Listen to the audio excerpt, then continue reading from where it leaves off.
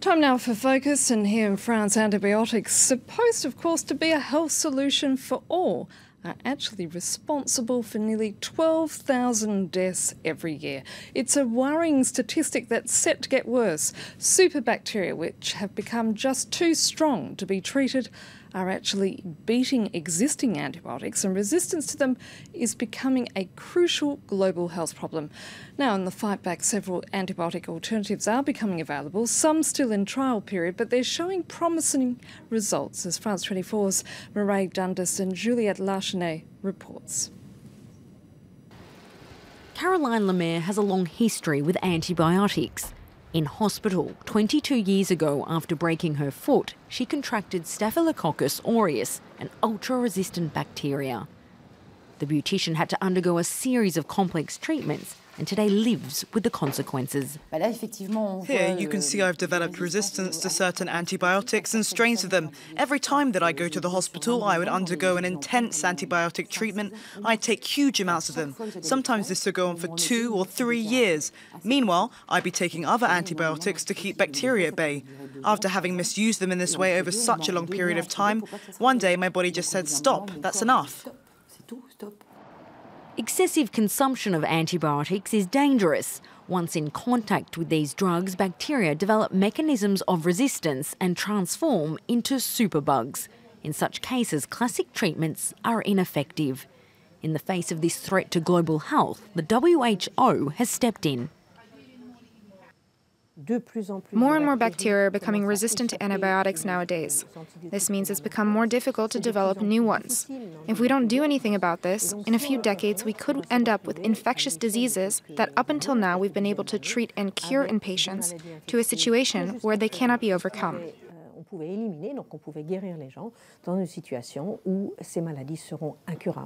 This phenomenon has been accelerated by the misuse of antibiotics for disease prevention in animals, but also overconsumption in humans.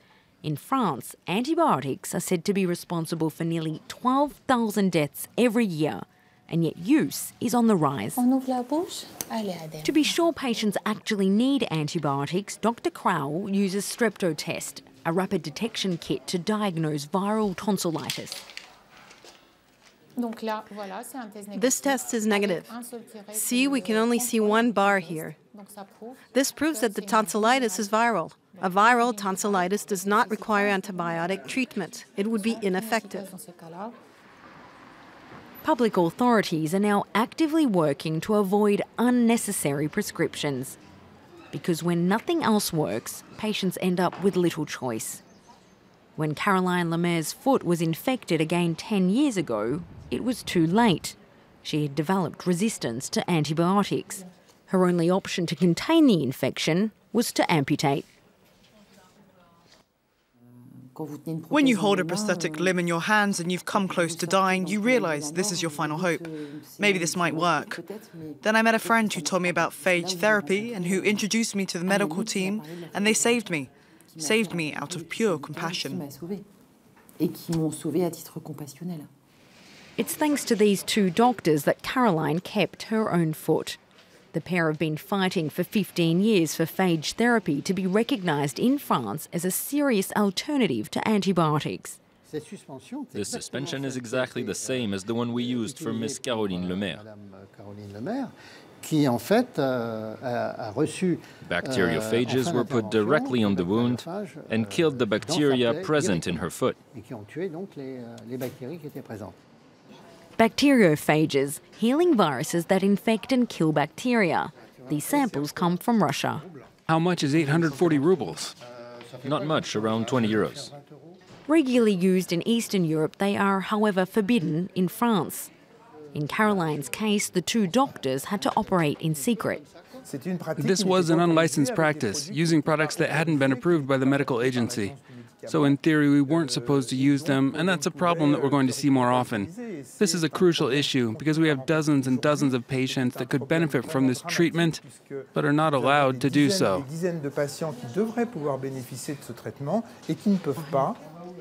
For the moment, there is little appetite for phage therapy in Western Europe. Authorities are reluctant to authorise the method, and pharmaceutical companies foresee almost no financial gain. But still, the European Union is considering whether to bring back the forgotten practice.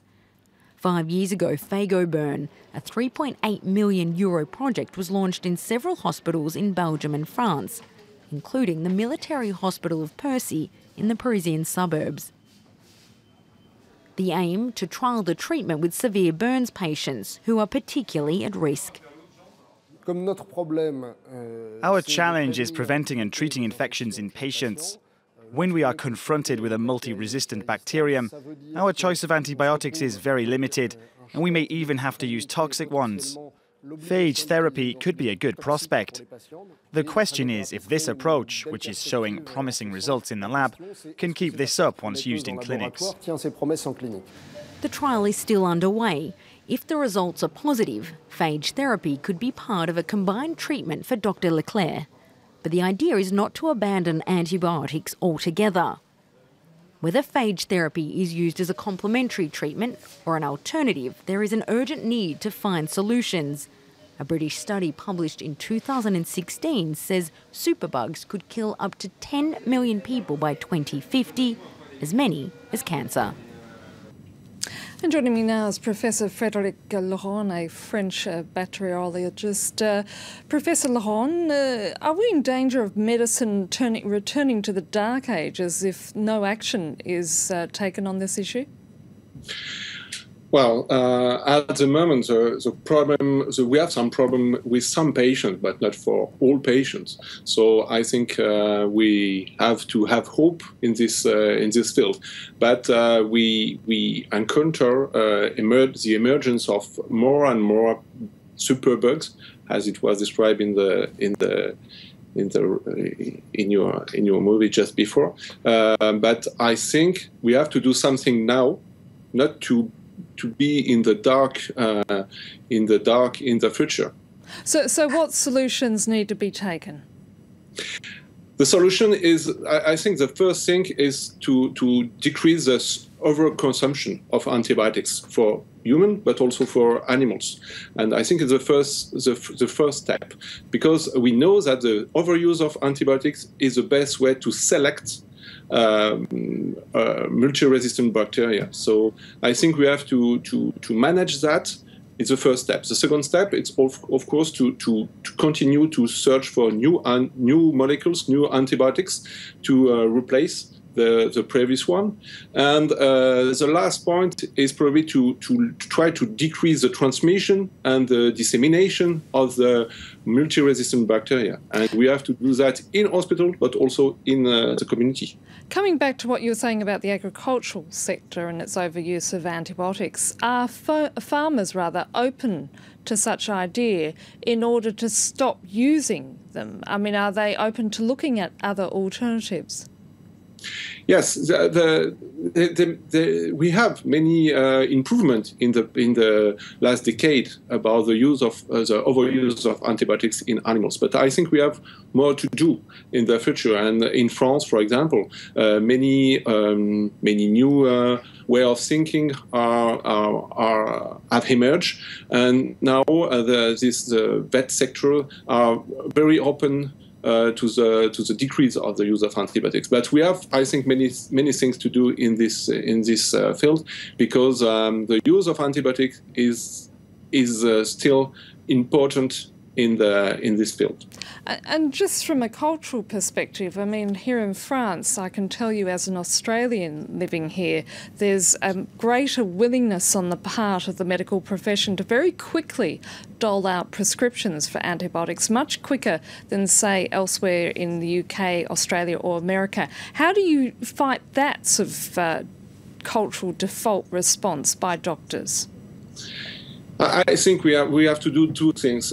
We have to explain our medical doctor how to manage a patient and in the best way. And the second thing is to increase the use of rapid tests to be able to adapt the use of antibiotics. As it was described just previously, it's not necessary to use antibiotics when you have a viral infection. And I think the use of this kind of rapid test is very important for the management and the decrease of overuse of antibiotics. Professor Laurent, we're going to have to leave it there. Thank you so much. Thank you. And that's it for this edition. Do stay with us because I'll be back with more news and headlines at the top of the hour here on France 24.